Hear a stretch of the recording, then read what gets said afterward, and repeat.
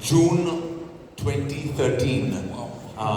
And I remember after the film released and was a success, he took a long trip and he went, in fact, to the mountains. And he came back, and the germ of Brahmastra was in a sense born then. When he came back and he said he wants to make this fantasy spectacle based in Indian mythology and also a fantasy film, which is his most favorite genre of film. And from then onwards, we've been hearing about the story of Brahmastra.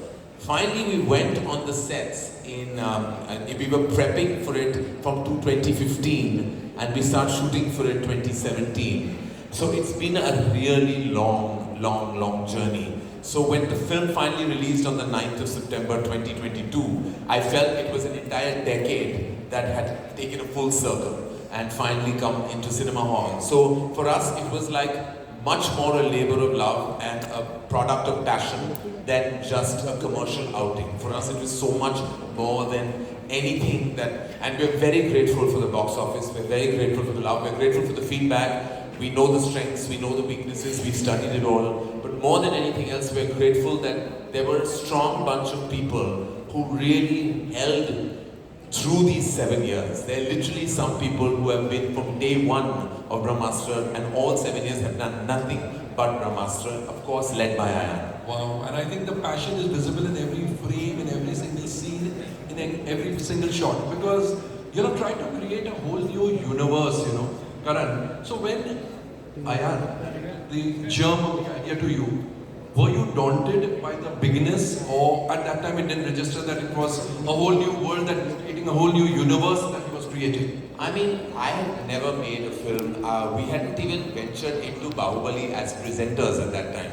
So, it was something that I couldn't imagine. I wasn't being able to fathom. I kept thinking we were completely stretching ourselves, and we were like incapable of pulling off this the film that he had in his mind. And actually, till I kept seeing the dailies of the film, I didn't even realize that this is the extent of what Ayan Mukerji had in his mind. Because his mind was like, it was like the imagination of some kind of a very, very imaginative person. And I was like, I didn't even imagine the way he had the powers, the astras, the entire astraverse. Everything that he had planned, it was all in his head. And I was like, how are you going to put pen to paper and be able to kind of create this trilogy? Because Brahmastra is not just about part 1 Shiv, it's about part 2 Shiva, part 2 Dev, and then part 3, which we can't reveal right now. There's so much that we had to put into part 1 for it to all add up, and then make 2 and 3 into pleasurable experiences.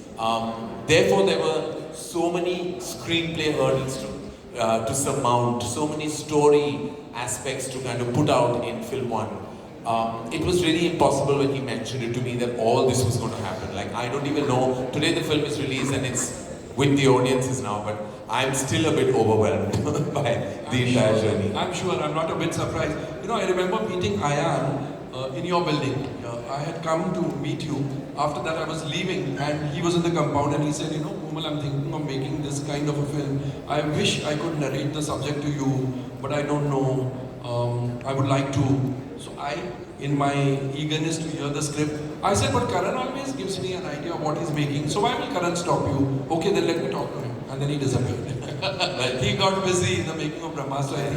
He took very long and got busy and went through a lot. Like I always say, it's very admirable because after Jawani Diwani, it was very easy for him to make another fast commercial film, even monetarily for him.